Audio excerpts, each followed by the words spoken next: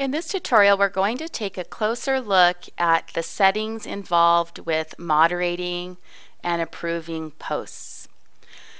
Once you're logged in and you're on your dashboard, you can go ahead and skip to Settings.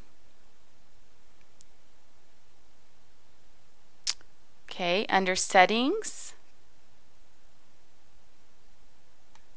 I can click on Comments or Posts. Let's go ahead and start with Posts. And I want you to basically scroll down through all these options and think about how you want your settings. The first one is who may read the posts. I have mine set to all visitors. They don't need a password.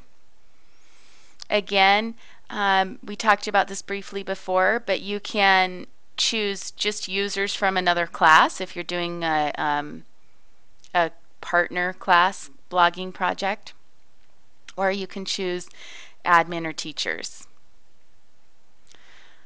You also have post approval, whether or not you want them to be approved before they go live. If you don't have that checked, they will go live and then you'll be able to unapprove them. Same thing with comments. Whether or not you want it to be all visitors, open users in a certain class, or admin teachers. Comment approval, same thing. Whether you want them to default as approved or unapproved, and whether or not you want to be able to be notified. After you've really thought about these settings and you have them the way you want them, make sure you click Save Changes.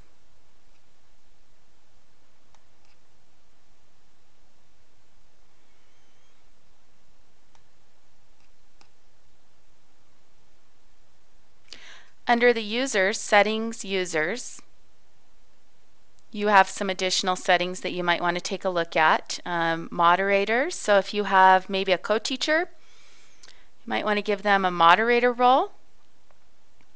Parent role, if you go into the student profiles, under Users, you can find your student profiles. Each individual student has a parent code associated with it. That's to make sure that it's in line with regulations for privacy, so parents can only see, if you want them to be able to see exactly what their students are doing or join. And same thing here with the student role, if you want them to be able to edit their profile information. On your main dashboard menu,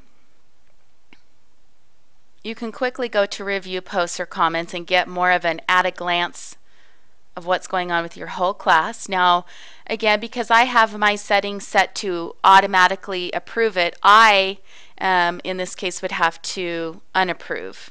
So as I mouse over these, they're live, they're approved. If I want to pull them down, I can unapprove it, or I can trash it. Same thing with comments. I can mouse over and quickly unapprove it. If you have set to moderate it and approve it first, when you moused over it, it would say approve. You would have to approve it before it goes live.